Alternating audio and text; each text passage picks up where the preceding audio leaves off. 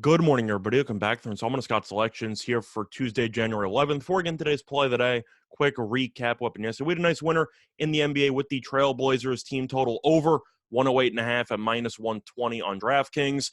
Close, but it ended up going over as the Trailblazers scored 114 points.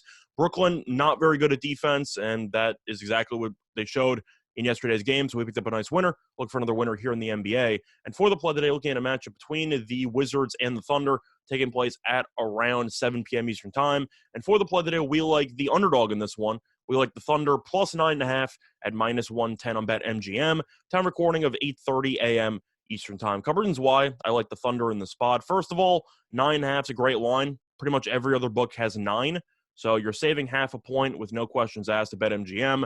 I'll take it every time. I'm sure all of you get tired of me saying that, but it is the truth. And looking at the actual form of these teams, Washington is 0-3 ATS in its last 3 games. And you're looking at the level of competition.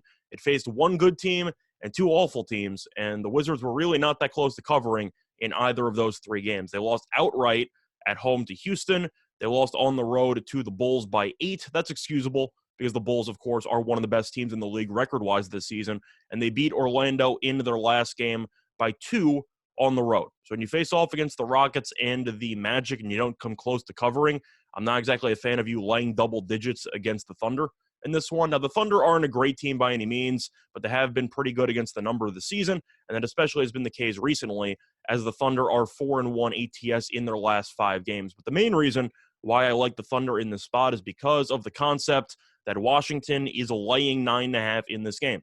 And that's a problem because the Wizards have only won 1 game by double digits in their last 28 games. So in other words, 27 of Washington's last 28 games have resulted in either a straight up loss or a win by single digits.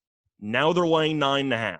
By principle, I cannot lay 9.5 with the Wizards. I feel like this line is extremely inflated, and I do think that Oklahoma City should hang tough because Washington has really been in some nail biters recently, especially for the last couple of weeks. And I do think that the Thunder will find a way to hang around, especially since this team is healthy. We've seen injuries or COVID issues with the likes of Gilgeous-Alexander, even with Giddey for a bit, and with Dort, who was injured as well, and now they're all healthy again. I do think the Thunder should fare pretty well in this spot against a Wizards team that seems to always play with its food and seems to always be in the middle of a very close game late in the fourth quarter. And it is worth mentioning that these teams did play each other once this season in Oklahoma City, and the Thunder lost that game by 2. The important factor is the fact that Gilgeous-Alexander did not play in that game, and he is easily Oklahoma City's best player. The Wizards were healthy. They had Dinwiddie, they had Beal, they had Kuzma, and yet they still barely beat this Thunder team without its best player. I do think that you'll see the Thunder hang around.